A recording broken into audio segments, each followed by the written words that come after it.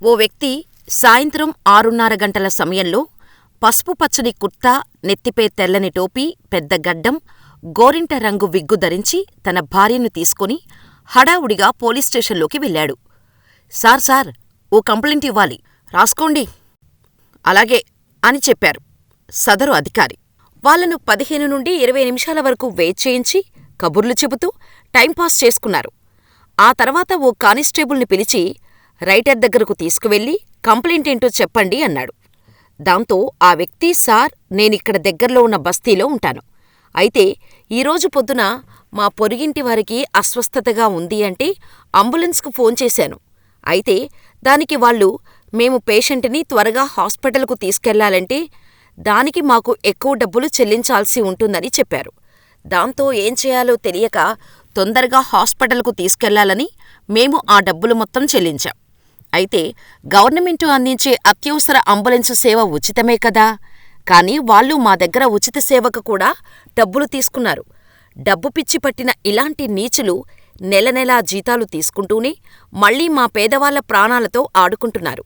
దయచేసి FIR file చేసి మా డబ్బులు మాకివ్వకపోయినా పర్వాలేదు కానీ వాళ్లపై తొందరగా యాక్షన్ తీసుకోండి అంటూ చేతులు జోడించి వేడుకున్నారు.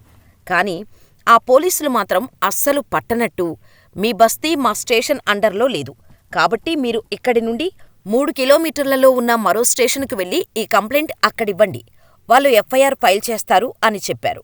వాళ్ళ ప్రవర్తన చూసిన ఆ భార్యాభర్తలు తామెవ్వరో చెప్పగానే ఆ స్టేషన్ అధికారులు గుండెలు పగిలిపోయాయి. భయంతో ఒళ్లంతా చెమటలు పట్టి సెల్యూట్ చేసిన పోలీసుల కాళ్ళు చేతులు వణకటం మొదలైంది. ఆ స్టేషన్లో వాళ్ల పనితీరు ఎలా ఉందో తెలుసుకున్న ఆ ఇద్దరు భార్యాభర్తలు స్టేషన్లోని పోలీసులందరికీ వార్నింగ్ ఇచ్చి అక్కడి నుండి మరో స్టేషన్కి బయలుదేరారు. అప్పటికే చీకటి పడిపోయింది. అదే చీకట్లో స్టేషన్కు వెళ్లిన ఆ జంట, సార్, ఈమె నా భార్య. ఆమె మార్కెట్కు వెళ్లి వస్తుండగా ఎవడో విధవ నా భార్య మెడలో బంగారు గొలుసును లాక్కెళ్లాడు సార్. దాని విలువ దాదాపు 50,000 ఉంటుంది. ఎలాగైనా వాణ్ణి తొందరగా పట్టుకుని మా గొలుసును మాకు ఇప్పించండి సార్ అని కంప్లైంట్ ఇచ్చారు. దాంతో నిమిషాల వ్యవధిలో పోలీస్ సబ్ ఇన్స్పెక్టర్ ఆ ఇద్దరు భార్యాభర్తలను తీసుకుని సంఘటనా స్థలానికి చేరుకుని విచారించటం మొదలుపెట్టాడు. అక్కడి నుండి ఆ జంటను రాత్రివేళ కావటంతో తన పోలీస్ వాహనంలోనే ఇంటి వరకు దిగపెడతానంటూ వచ్చాడు. దాంతో ఆ అధికారి రెస్పాన్స్ను చూసిన ఆ జంట ఎంతో సంతోషించారు. వాళ్ళ ఐడెంటిటీ చెప్పగానే స్టేషన్ మొత్తం షాకైపోయారు పోలీసులంతా. అదే చీకట్లో అక్కడి నుండి మరో స్టేషన్కు వెళ్లారు ఆ జంట. ఏడ్చుకుంటూ ఇద్దరు భార్యాభర్తలు పోలీస్ స్టేషన్లోకి వెళ్లారు. సార్, మేము సమాజ్ ప్రార్థనలు చేసి తిరిగి వస్తుండగా బావుధాన్ ప్రాంతంలో నన్ను బంధించి నా భార్యను కొందరు రౌడీలు వేధించారు. అయితే ఎలాగోలా అక్కడి నుండి తప్పించుకుని డైరెక్టుగా మీ దగ్గరకు వచ్చాం సార్, మమ్మల్ని కాపాడండి అంటూ ఫిర్యాదు చేశాడు. అయితే ఆ స్టేషన్ సిబ్బంది ఆ భార్యాభర్తలకు ధైర్యం చెప్పి హామీ ఇచ్చి కొద్దిసేపట్లోనే పోలీసులు ఆ భార్యాభర్తలు చెప్పిన ఘటనాస్థలానికి చేరుకున్నారు. అయితే అక్కడ కొందరు యువకులను క్రాకర్లు పేల్చుతుండగా పోలీసులు వాళ్ళని గమనించి అదుపులోకి తీసుకున్నారు. ఆ పోలీసులు సత్వర చర్యను చూసిన తర్వాత ఆ భార్యాభర్తలు ఎవరో రివీల్ చేశారు. అంతే, ఆ పోలీస్ స్టేషన్ కూడా షాక్. ఇద్దరు భార్యాభర్తలకు సెల్యూట్ చేశారు.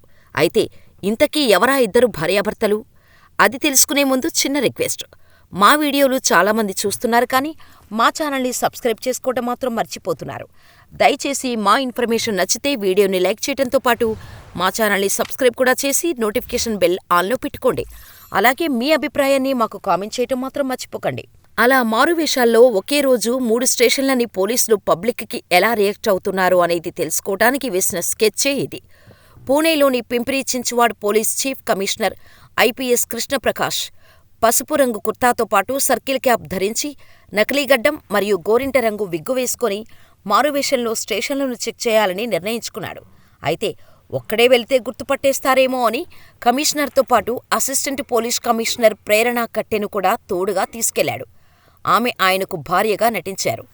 నిజంగా ఈ రోజుల్లో ఇలాంటి ఓ అధికారి తమ కింది ఆఫీసర్లు విధులు ఎలా నిర్వహిస్తున్నారో తెలుసుకోటానికి ఇలా మారువేషంలో వెళ్లడమనేది మనం దాదాపు సినిమాల్లోనే చూస్తుంటాం. వేలల్లో ఒక్కరు మాత్రమే ఉంటారు ఇలాంటి ఆఫీసర్లు. అయితే ఐపీఎస్ కృష్ణప్రకాష్ నిజాయితీకి, నిబద్ధతకు మారుపేరు. పోలీస్ సర్వీసులో ప్రకాష్ గారికి ఉన్న ప్రఖ్యాతి ప్రస్తుతం పోలీసు శాఖలో ఉన్న మరే అధికారికీ లేదనే చెప్పాలి.